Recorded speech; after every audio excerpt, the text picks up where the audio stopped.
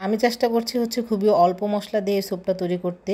আর ঘরে থাকা উপকরণ দিয়েই এই স্যুপটা বানিয়েছি। এতে করে কিন্তু স্বাদের কোনো হেরফের হয়নি, খেতে কিন্তু খুবই টেস্টি হয়। মা যেহেতু একটু অসুস্থ, আর মার জন্যই বিকেলবেলা প্রতিদিন স্যুপ বানানো হয়, তাই সবসময় চেষ্টা করি হালকা মশলা দিয়ে স্যুপটা বানাতে। আসসালামু আলাইকুম, হ্যালো এভরিওয়ান, আশা করছি সবাই ভালো আছেন। আমি আলহামদুলিল্লাহ ভালো আছি। প্রতিদিন তো সকালবেলা রান্নাঘর থেকে ভিডিওটা শুরু করি। আজকের ভিডিওটা বিকেলে নাস্তা দিয়ে আপনাদের সাথে শুরু করছি। সবসময় তো আসলে এই সকালবেলাটাই দেখানো হয়, কিন্তু বিকেলেও যে আমাদের অনেক কাজ থাকে বা অনেক কিছু করি, সেটা কখনো শেয়ার করা হয় না।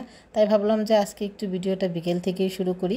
আমি এখানে মার জন্য স্যুপ বানাচ্ছিলাম। আমার ভিডিও যারা দেখেন তারা নিশ্চয়ই জানেন যে মা কিছুদিন আগে খুবই অসুস্থ হয়ে পড়েছিল। এখন আলহামদুলিল্লাহ অনেকটাই সুস্থ।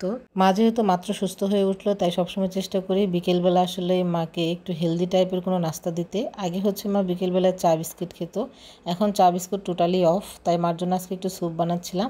আর মার এই স্যুপটাতে আমি খুবই অল্প মশলা ব্যবহার করি, আর সাথে আমাদের জন্য কিছু নাস্তা বানাচ্ছিলাম। অন্যদিন সবসময় সবার জন্য একত্রে স্যুপ করা হয়, কিন্তু তাকিমের বাবা প্রতিদিন স্যুপ খেতে যাচ্ছিল না, তাই বলছিল যে আজকে একটু তাকে পাস্তা করে দিতে। তাই জন্য আমি ম্যাকারনিগুলোকে সিদ্ধ করতে দিলাম, আর সাথে কিছু মোটা নুডলস ছিল, সেগুলো একটু দিয়ে দিলাম, কারণ অল্পই ছিল, এটা আলাদা করে রান্না করা যেত না। তাই আমি এই ম্যাকারনির সঙ্গে সিদ্ধ করতে দিয়ে দিলাম, সাথে একটু তেল দিয়ে দিলাম। তেল দেওয়ার পরে কি হয়, ম্যাকারনিগুলো সিদ্ধ হওয়ার পর একটার সাথে আরেকটা লেগে যায় না। আর এদিক দিয়ে স্যুপটা আর একটু মজাদার করতে এখানে লেমন গ্রাস অথবা থাই পাতা দিয়ে দিলাম, আর সাথে একটা কাঁচামরিচ দিলাম। মা যেহেতু ঝাল খেতে পারে না, তাই আমি এখানে শুধু একটা কাঁচামরিচই ব্যবহার করেছি। এদিক দিয়ে আমার পাস্তাটা প্রায় সিদ্ধ হয়ে এসেছে। আর আমি স্যুপটাতে যা ইউজ করেছি সেটা সবজি, টমেটো, গাজর, পেঁপে আর মুরগির মাংস সব দিয়ে একসঙ্গে সিদ্ধ করে নিয়েছি ভালোভাবে। সামান্য আদা বাটা দিয়েছি। সবকিছু সিদ্ধ হয়ে গেলে এখানে আমি এবার কর্নফ্লাওয়ার দিয়ে দিচ্ছি। আর কর্নফ্লাওয়ারের ঘনত্বটা আপনারা আপনাদের পছন্দ অনুযায়ী দিবেন, কে কীভাবে ঘনত্ব খেতে পছন্দ করেন। তারপরে এখানে ফেটানো ডিম দিয়ে দিলাম। আর এদিক দিয়ে আমার পাস্তা সিদ্ধ হয়ে গিয়েছে, এটাকে নামিয়ে এবার ছেঁকে নিব। এদিক দিয়ে কিন্তু আমার স্যুপটাও রেডি হয়ে গিয়েছে। আমি কিন্তু আজকের স্যুপে কোনো ধরনের সয়া সস, টমেটো সস ব্যবহার করিনি, যেহেতু মা অসুস্থ, সে খাবে।